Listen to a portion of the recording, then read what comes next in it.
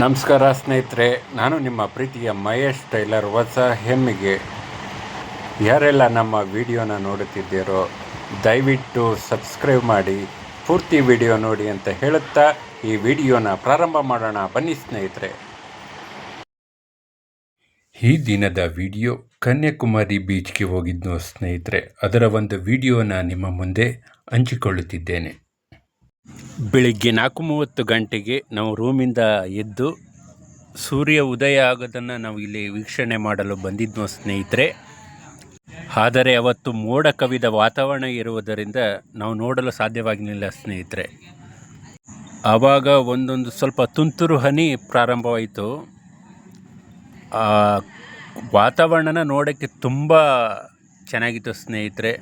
ಒಂಥರ ಕೂಲಾಗಿತ್ತು, ಒಂಥರ ಹೊಸ ಅನುಭವ ಸ್ನೇಹಿತರೆ. ಈ ಪ್ರಕೃತಿಯ ರಮಣೀಯವಾದ ದೃಶ್ಯವನ್ನು ನೋಡಲು 2 ಕಣ್ಣು ಸಾಲದು ಸ್ನೇಹಿತರೆ. ಬೆಳಿಗ್ಗೆ 6 ಗಂಟೆಗೆ ಆಗುವ ಈ ಸನ್ರೈಸನ್ನು ವೀಕ್ಷಣೆ ಮಾಡಲು ಸಾವಿರಾರು ಜನ ಸೇರಿರ್ತಾರೆ ಸ್ನೇಹಿತರೆ. ಆದರೆ ಅದನ್ನು ವೀಕ್ಷಣೆ ಮಾಡಲು ಆಗಲಿಲ್ಲ.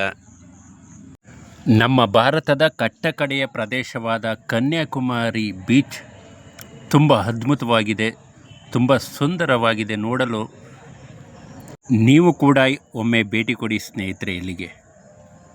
ಈ ಸಮುದ್ರದಲ್ಲಿ 3 ನದಿಗಳು ಸೇರುತ್ತವೆ ಸ್ನೇಹಿತರೆ.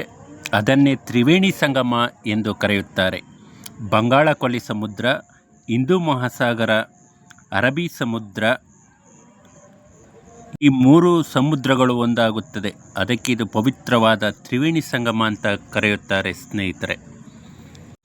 ವಿವೇಕಾನಂದ ರಾಕ್ ಮೆಮೋರಿಯಲ್, ತಿರುವಳ್ಳುವರ್ ಪ್ರತಿಮೆ ಮತ್ತು ಕನ್ಯಾಕುಮಾರಿ ಅಮ್ಮನವರ ಪಾದುಕೆ ಇರುವಂತಹ ಸ್ಥಳಕ್ಕೆ ನಾವು ಹೋಗಬೇಕಾದ್ರೆ ಈ ಬೋಟಲ್ಲಿ ಹೋಗಬೇಕು ಸ್ನೇಹಿತರೆ.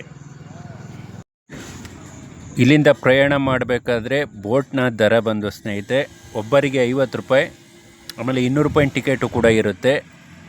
200 ರೂಪಾಯಿ ಟಿಕೆಟಲ್ಲಿ ಬೇಗ ಹೋಗ್ಬೋದು, 50 ರೂಪಾಯಿ ಟಿಕೆಟಲ್ಲಿ ಕ್ಯೂ ಜಾಸ್ತಿ ಇರುತ್ತೆ ಸ್ನೇಹಿತರೆ. ಅದಕ್ಕೆ 200 ರೂಪಾಯಿ ಟಿಕೆಟಲ್ಲೇ ನಾವು ಹೋಗಿದ್ದು, ಅದಕ್ಕೆ ಬೇಗನೆ ಹೋಗ್ತಾ ಇದ್ದೀವಿ. ಬೋಟ್ ಜರ್ನಿ ಪ್ರಾರಂಭವಾಯಿತು. ಇಲ್ಲಿಂದ ಅಲ್ಲಿಯವರೆಗೆ ಅರ್ಧ ಕಿಲೋಮೀಟರ್ ಆಗುತ್ತದೆ. ಎಲ್ಲರಿಗೂ ಸೇಫ್ಟಿ ಜಾಕೆಟ್ ಕೊಟ್ಟಿರ್ತಾರೆ. ಹೊಸ ಅನುಭವ, ಒಂಥರ ಚೆನ್ನಾಗಿತ್ತು ಸ್ನೇಹಿತರೆ.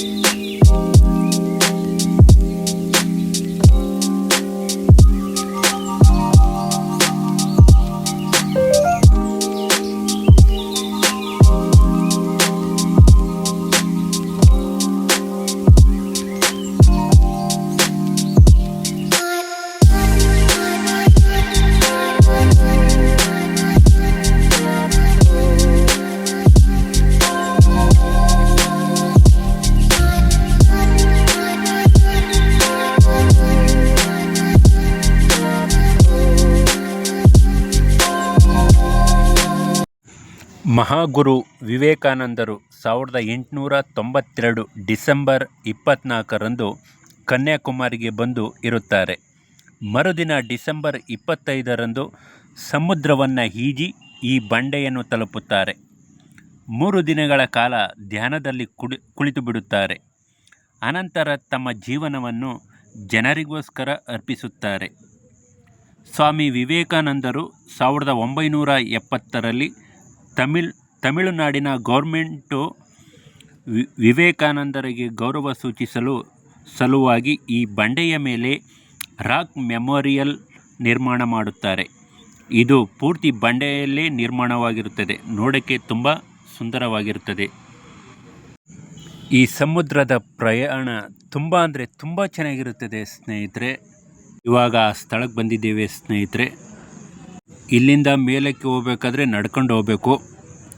ಇಲ್ಲಿಂದ ಟಿಕೆಟ್ ದರ 30 ರೂಪಾಯಿ ಇರುತ್ತೆ ಸ್ನೇಹಿತರೆ. ಮೇಲ್ಗಡೆ ರಾಕ್ ಮೆಮೋರಿಯಲ್ಗೆ ಹೋಗ್ಬೇಕಾದ್ರೆ ನೋಡಿ, ಆ ಮೇಲ್ಗಡೆ ಹೋಗಬೇಕು ನೋಡಿ. ಈ ಕಡೆ ಬರ್ತಾ ಇರೋರು ಆ ಕಡೆಯಿಂದ ನೋಡಿಕೊಂಡು ಪುನಃ ಬೋಟ್ ಹತ್ತಕ್ಕೆ ಅವರು ಆ ಕಡೆಯಿಂದ ಬರ್ತಾ ಇರೋದು. ಪುನಃ ಆ ಕಡೆಯಿಂದ ಬಂದು ಅಲ್ಲಿ ಆ ಕಡೆನೇ ಹೋಗ್ಬೇಕು ಸ್ನೇಹಿತರೆ. ನೋಡಿ, ಅಲ್ಲಿ ಕಾಣ್ತಾ ಇರೋದೇ ವಿವೇಕಾನಂದರ ರಾಕ್ ಮೆಮೋರಿಯಲ್. ಇವಾಗ ನಾವು ಅಲ್ಲಿಗೆ ಹೋಗ್ಬೇಕಾದ್ರೆ ಈ ಕಡೆಯಿಂದ ಹತ್ಕೊಂಡು ಹೋಗ್ಬೇಕು ಸ್ನೇಹಿತರೆ. ನಾವು ಹೋದಾಗ ತುಂಬ ರಶ್ ಇತ್ತು ಸ್ನೇಹಿತರೆ. ನೋಡಿ, ಈ ಕಡೆಯಿಂದ ನೋಡಬೇಕಾದ್ರೆ ಎಷ್ಟು ಅದ್ಭುತವಾಗಿ ಕಾಣಿಸ್ತಾ ಇದೆ, ಎಷ್ಟು ಸುಂದರವಾದ ಸಮುದ್ರ.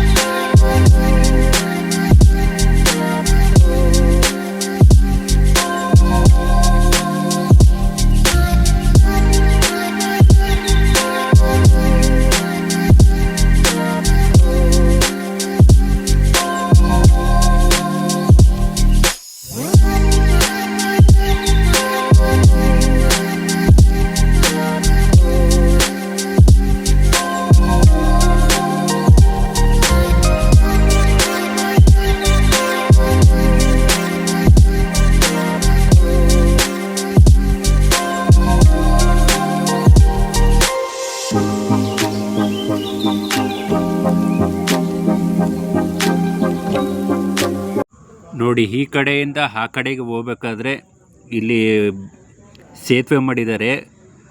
ಎಲ್ಲ ಗ್ಲಾಸಿಂದೇ ಮಾಡಿರೋದು, ಕೆಳಗಡೆ ಎಲ್ಲ ಗ್ಲಾಸ್. ಅದ್ರ ಮೇಲ್ಗಡೆನೇ ನಾವು ನಡ್ಕೊಂಡು ಹೋಗ್ಬೇಕು ಸ್ನೇಹಿತರೆ.